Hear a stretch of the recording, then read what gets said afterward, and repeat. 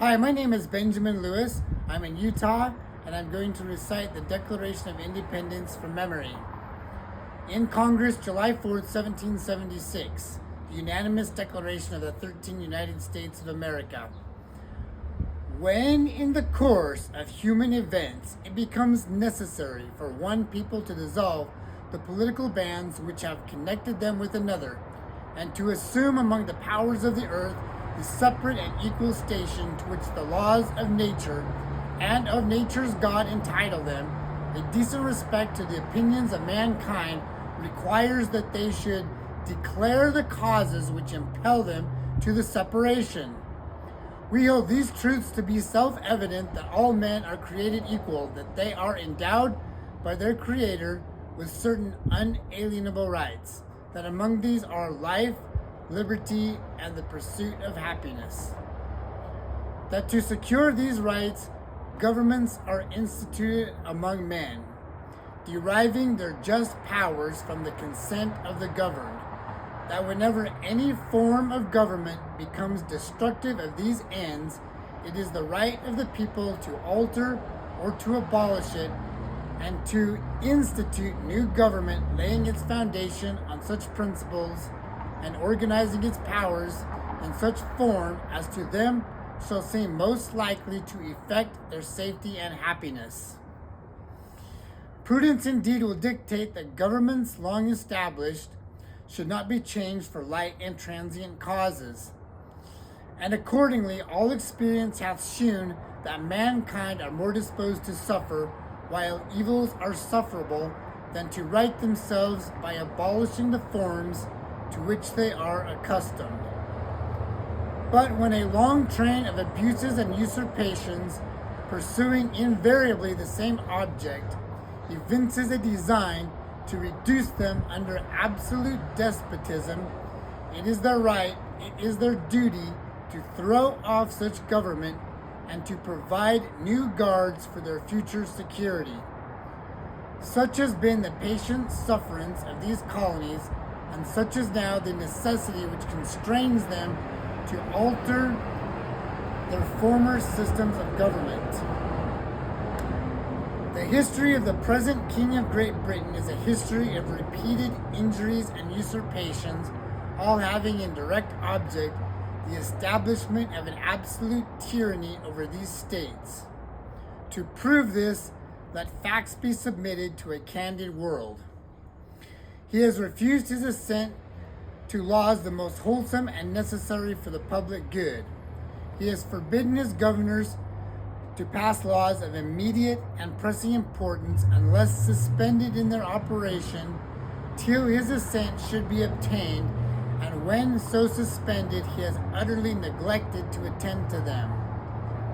He has refused to pass other laws for the accommodation of large districts of people, unless those people would relinquish the right of representation in the legislature, a right inestimable to them and formidable to tyrants only. He has called together legislative bodies at places unusual, uncomfortable, and distant from the depository of their public records, for the sole purpose of fatiguing them into compliance with his measures. He has dissolved representative houses repeatedly for opposing with manly firmness his invasions on the rights of the people. He has refused for a long time after such dissolutions to cause others to be elected, whereby the legislative powers, incapable of annihilation, have returned to the people at large for their exercise. The state remaining in the meantime exposed to all the dangers of invasion from without and convulsions within. He has endeavored to prevent the population of these states, for that purpose obstructing the laws for naturalization of foreigners, refusing to pass others to encourage their migrations hither, and raising the conditions for new appropriations of lands. He has obstructed the administration of justice by refusing his assent to laws establishing judiciary powers. He has made judges dependent on his will alone for the tenure of their offices and the amount and payment of their salaries. He has erected a multitude of new offices and sent hither swarms of officers to harass our people and eat out their substance. He has kept among us in times of peace standing armies without the consent of our legislatures. He has affected to render the military independent of and superior to the civil power. He has combined with others to subject us to a jurisdiction foreign to our Constitution and unacknowledged by our laws, giving his assent to their pretended acts of legislation. For quartering large bodies of armed troops among us, for protecting them by a mock trial from punishment for any murders which they should commit on the inhabitants of these states.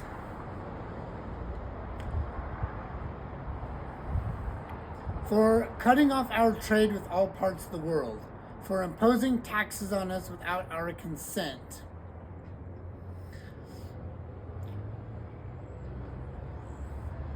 for depriving us in many cases of the benefits of trial by jury, for transporting us beyond seas to be tried for pretended offenses, for abolishing the free system of English laws in a neighboring province, establishing therein an arbitrary government, and enlarging its boundaries, so as to render it at once an example and fit instrument for introducing the same absolute rule into these colonies.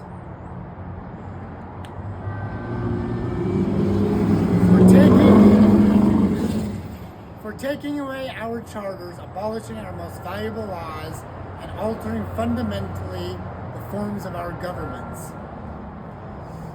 For suspending our own legislatures and declaring themselves invested with power to legislate for us in all cases whatsoever. He has abdicated government here by declaring us out of his protection and waging war against us. He has plundered our seas, ravaged our coasts, burnt our towns, and destroyed the lives of our people. He is at this time transporting large armies of foreign mercenaries to complete the works of death, desolation, and tyranny already begun with circumstances of cruelty and perfidy scarcely paralleled in the most barbarous ages and totally unworthy the head of a civilized nation. He has constrained our fellow citizens taken captive on the high seas to bear arms against their country, to become the executioners of their friends and brethren, or to fall themselves by their hands. He has excited domestic insurrections amongst us and has endeavored to bring on the inhabitants of our frontiers, the merciless Indian savages, whose known rule of warfare is an undistinguished destruction of all ages, sexes, and conditions. In every stage of these oppressions, we have petitioned for redress in the most humble terms. Our repeated petitions have been answered only by repeated injury.